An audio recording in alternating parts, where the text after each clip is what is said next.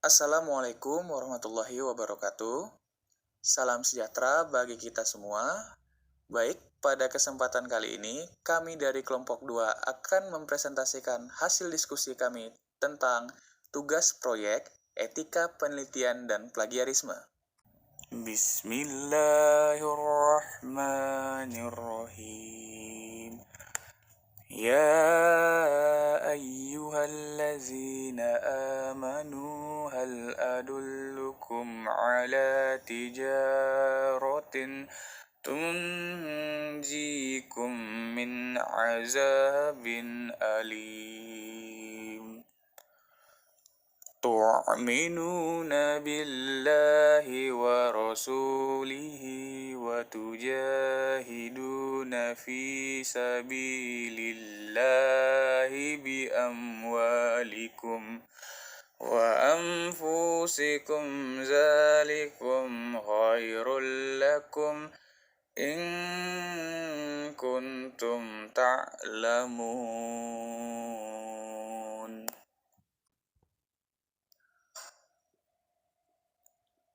Dipresentasikan oleh kelompok 2 untuk memenuhi tugas proyek kelompok mata kuliah metodologi penelitian yang diampu oleh dosen Ibu Yayu Putri Rahayu SSI MSI.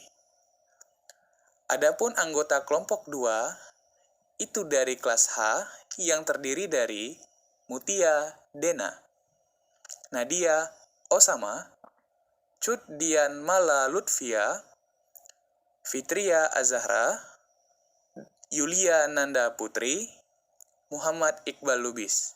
Selanjutnya akan dipresentasikan oleh Mutia Dena.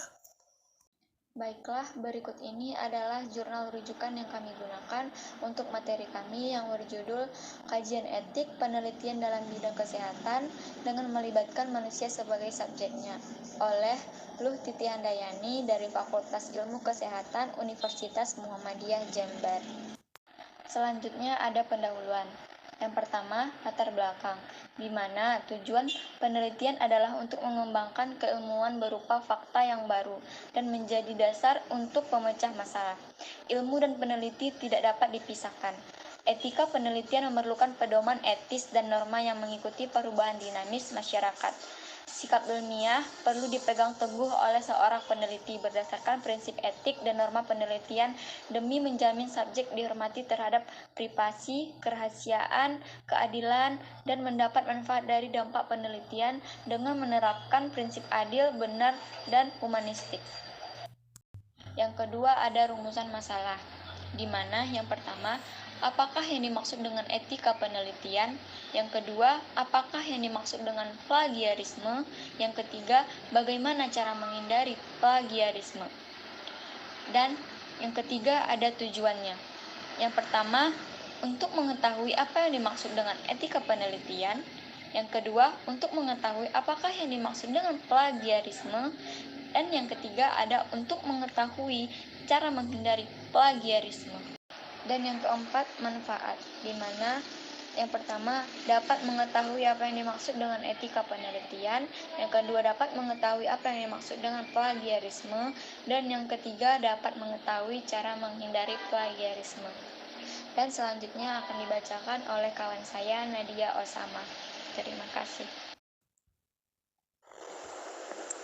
Baik, selanjutnya bab 2 tinjauan pustaka 2.1 etika penelitian. Etika berasal dari bahasa Yunani kuno yaitu ethos. Dalam bentuk tunggal mempunyai banyak arti, antara lain tempat tinggal yang biasa, padang rumput, kandang, kebiasaan, adat, akhlak, watak, perasaan, sikap, cara berpikir. Dalam bentuk jamak atau taeta artinya adalah adat kebiasaan. Etika adalah ilmu tentang apa yang bisa dilakukan atau ilmu tentang adat kebiasaan. Kata yang cukup dekat dengan etika adalah moral. Moral berasal dari kata Latin mos dalam bentuk tunggal, jamaknya mores yang berarti kebiasaan, adat. 2.2 Prinsip dasar dan kaidah etika penelitian. Prinsip etik penelitian di bidang kesehatan yang mempunyai secara etik Dan hukum secara universal mempunyai 3 prinsip, yaitu dari Kemenkes 2017. Yang pertama, menghormati harkat martabat manusia atau respect for persons. Bentuk penghormatan terhadap harkat martabat manusia sebagai pribadi atau personal yang memiliki kebebasan berkehendak atau memilih dan sekaligus bertanggung jawab secara pribadi terhadap keputusannya sendiri. 2. Berbuat baik atau beneficence dan tidak merugikan atau non-malfeasance. Prinsip etik berbuat baik menyangkut kewajiban membantu orang lain dilakukan dengan mengupayakan manfaat maksimal dengan kerugian minimal. Yang ketiga, keadilan atau justice. Prinsip etik keadilan mengacu pada kewajiban etik untuk memperlakukan setiap orang atau sebagai pribadi otonom sama dengan moral yang benar dan layak dalam memperoleh haknya. Prinsip etik keadilan terutama menyangkut keadilan yang merata atau distributive justice yang mempersyaratkan pembagian 6 seimbang atau equitable dalam hal beban dan manfaat yang diperoleh subjek dari keikutsertaan dalam penelitian. 2.3 Pelanggaran etik.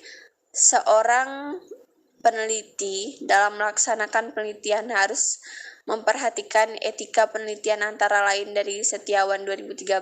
Yang pertama, plagiarisme, yaitu mengutip ide atau tulisan orang lain tanpa menuliskan sumber dalam pustaka. Yang kedua, melakukan memanipulasi penelitian, yaitu mengarang dan membuat data sendiri tanpa melakukan tahapan pengambilan data. Yang ketiga, tidak menyebutkan identitas peneliti dari objek serta tempat penelitian. Yang keempat, independensi penelitian. Baik, selanjutnya akan dilanjutkan oleh Fitri Azara. Fungsi penelitian dan etika. Sebuah penelitian mempunyai fungsi ganda, yakni 1. Fungsi akademik atau teoritis. Sebuah penelitian seberapa kecil apapun harus mempunyai fungsi akademik atau teoritis. Artinya, hasil atau temuan sebuah penelitian jenis apapun dengan metode apapun pada hakikatnya adalah merupakan temuan akademik, yang berarti merupakan sumbangan teoritis bagi pengembangan ilmu yang bersangkutan. Kemudian, yang kedua, fungsi terapan atau aplikatif. Bidang ilmu apapun sebenarnya mempunyai aspek teori dan aspek aplikatif atau penerapannya bagi kesejahteraan masyarakat. Demikian pula kesehatan masyarakat adalah ilmu atau sains dan seni atau art. Poin-poin penting dalam etika penelitian. 1. Kejujuran. Jujur dalam pengumpulan bahan pustaka, pengumpulan data, pelaksanaan metode dan prosedur penelitian, publikasi hasil. Jujur pada kekurangan atau kegagalan metode yang dilakukan. 2. Objektivitas. Upayakan minimalisasi kesalahan dalam rancangan percobaan, analisis dan interpretasi data, penilaian ahli atau rekan peneliti, keputusan pribadi, pengaruh pemberi dana atau sponsor penelitian. 3. Integritas. Tepati selalu janji dan perjanjian. Lakukan penelitian dengan tulis. Upayakan selalu menjaga konsistensi pikiran dan perbuatan. 4. Ketelitian. Berlaku teliti dan hindari kesalahan karena ketidakpedulian. Secara teratur, catat pekerjaan yang Anda dan rekan Anda kerjakan, misalnya kapan dan di mana pengumpulan data dilakukan. Kemudian yang kelima, keterbukaan. Secara terbuka, saling berbagi data, hasil, ide, alat, dan sumber daya penelitian. Terbuka terhadap kritik dan ide-ide baru. 6. Penghargaan. Terhadap hak atas kekayaan intelektual atau haki. Memperhatikan paten, copyright, dan bentuk hak-hak intelektual lainnya. 7. Publikasi yang terpercaya. Hindari mempublikasi penelitian yang sama berulang-ulang ke berbagai media atau jurnal seminar. 8. Penghargaan terhadap kerahasiaan atau responden. Bila penelitian menyangkut data pribadi, kesehatan, catatan kriminal, atau data lain yang oleh responden dianggap sebagai rahasia, maka peneliti harus menjaga kerahasiaan data tersebut. 9. Pembinaan yang konstruktif. Membantu membimbing, memberi arahan, dan masukan bagi mahasiswa atau peneliti pemula. 10. Penghargaan terhadap kolega atau rekan kerja.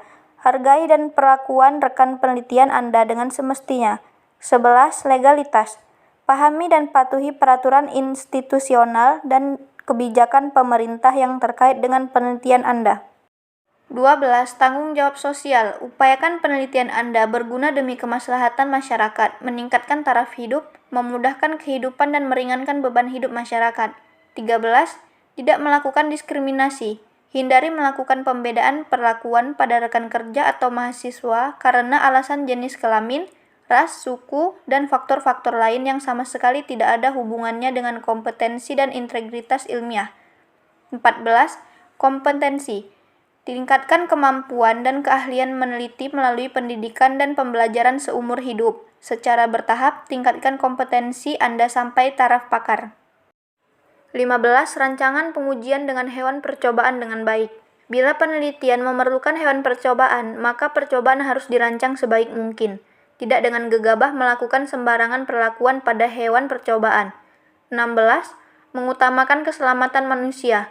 Bila harus menggunakan manusia untuk menguji penelitian, maka penelitian harus dirancang dengan teliti. Efek negatif harus diminimalkan, manfaat dimaksimalkan.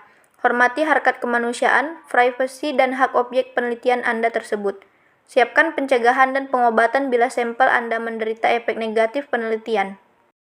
Selanjutnya, plagiarisme. Pengertian plagiarisme dari sisi etimologis, kata plagiat berasal dari bahasa Inggris, plagiarism, sebelumnya plagiary. Kata Inggris ini diderivasi dari kata lain, plagiarus, yang berarti penculik, penjiplak. Berdasarkan etimologi dan arti kata, plagiat adalah tindakan mencuri atau gagasan atau karya intelektual orang lain dan mengklaim atau mengumumkannya sebagai miliknya. Dalam Peraturan Menteri Pendidikan Nasional Republik Indonesia Nomor 17 Tahun 2010, plagiat merupakan perbuatan secara sengaja atau tidak sengaja dalam memperoleh atau mencoba memperoleh kredit atau nilai untuk suatu karya ilmiah dengan mengutip sebagian atau seluruh karya dan atau karya ilmiah pihak lain yang diakui sebagai karya ilmiahnya tanpa menyatakan sumber secara tepat dan memadai. Menurut KBBI, plagiat merupakan pengambilan karangan atau pendapat orang lain dan menjadikannya seolah-olah karangan atau pendapat sendiri. Tipe plagiarisme. Menurut Sulistyo tahun 2011 ada beberapa tipe plagiarisme. A. Plagiarisme kata demi kata atau word for word plagiarism. Penulis menggunakan kata-kata penulis lain atau persis tanpa menyebutkan sumbernya. B. Plagiarisme atas sumber atau plagiarism of source. Penulis menggunakan gagasan orang lain tanpa memberikan pengakuan yang cukup atau tanpa menyebutkan sumbernya secara jelas. C. Plagiarisme kepengarangan atau plagiarism of authorship. Penulis mengakui sebagai pengarang karya tulis karya orang lain. D. Self-plagiarism. Termasuk dalam tipe ini adalah penulis mempublikasikan satu artikel pada lebih dari satu redaksi publikasi dan mendaur ulang karya tulis atau karya ilmiah. Langkah-langkah menghindari plagiarisme. 1. Sertakan sitasi ketika seseorang menggunakan gagasan, informasi pun opini yang bukan buah pikir sendiri. Sitasi adalah sebuah keharusan. Hal tersebut berlaku meskipun penulis tidak menggunakan kata-kata yang sama persis. Pernyataan sitasi di sini artinya penulis harus memberikan keterangan dari mana informasi yang dituliskan. Didapat sumber tersebut tidak hanya untuk buku, jurnal, skripsi, atau rekaman audio atau visual, namun juga sitasi untuk gagasan dari internet juga harus dicantumkan. 2. Catat berbagai sumber daftar pustaka sejak awal. Daftar pustaka adalah salah satu kewajiban yang tidak boleh dilupakan ketika menulis karya tulis. Sayangnya, masih ada yang baru mendata ulang daftar pustaka setelah tulisan selesai. Hal seperti itu tidak salah, namun sangat berpotensi untuk melewatkan satu, dua, atau beberapa sumber sekaligus. 3. Lakukan parafrase tulisan yang hanya menggunakan kutipan langsung lebih berpotensi dianggap melakukan plagiarisme. Cara menyikapinya adalah dengan melakukan parafrase menggunakan susunan kalimat sendiri dari sumber asli dengan tetap mencantumkan sitasi. 4. Lakukan interpretasi untuk memperkuat gagasan yang disampaikan. Terkadang ada pendapat yang harus dijadikan bahan pembanding atau dipinjam. Dalam hal ini bisa jadi analisis. 5. Gunakan aplikasi anti-plagiarisme terakhir. Apabila penulis masih merasa khawatir dengan hasil karya tulisnya, aplikasi anti-plagiarisme dapat dicoba. Dengan aplikasi anti-plagiarisme, tulisan yang dihasilkan bisa dibandingkan dengan tulisan-tulisan yang sudah terbit sebelumnya. Terlalu rumit maupun butuh interpretasi tambahan. Baik, selanjutnya bab 3 atau penutup. Kesimpulan yang dapat diambil dari materi kami adalah etika penelitian sebagai suatu seperangkat aturan dan prinsip-prinsip etik yang disepakati bersama menyangkut hubungan antara peneliti di satu sisi dan semua yang terlibat dalam penelitian atau partisipan penelitian di sisi yang lain. Plagiarisme merupakan perbuatan secara sengaja atau tidak sengaja dalam memperoleh atau mencoba memperoleh kredit atau nilai untuk suatu karya ilmiah dengan mengutip sebagian atau seluruh karya dan atau karya ilmiah pihak lain yang diakui sebagai karya ilmiahnya, tanpa menyatakan sumber secara tepat dan memadai. Langkah-langkah untuk menghindari plagiarisme dalam tulisan ilmiah dilakukan dengan cara menyertakan sitasi, catat berbagai sumber daftar pustaka sejak awal, lakukan paraphrase atau menggunakan susunan kalimat sendiri dari sumber asli dengan tetap mencantumkan sitasi. Lakukan interpretasi dan gunakan aplikasi anti-plagiarisme untuk membandingkan dengan tulisan-tulisan yang sudah terbit sebelumnya. Terakhir, saran. Setelah membaca makalah etika penelitian dan plagiarisme, diharapkan pembaca dapat memahami dan mengaplikasikan etika penelitian dan menghindari plagiarisme, terutama dalam bidang kesehatan. Sekian presentasi dari kelompok kami. Apabila ada kesalahan kata dalam penyampaian materi, kami kelompok 2 mohon maaf. Terima kasih atas partisipasinya. Wabillahi taufiq walhidayah. Wassalamualaikum warahmatullahi wabarakatuh.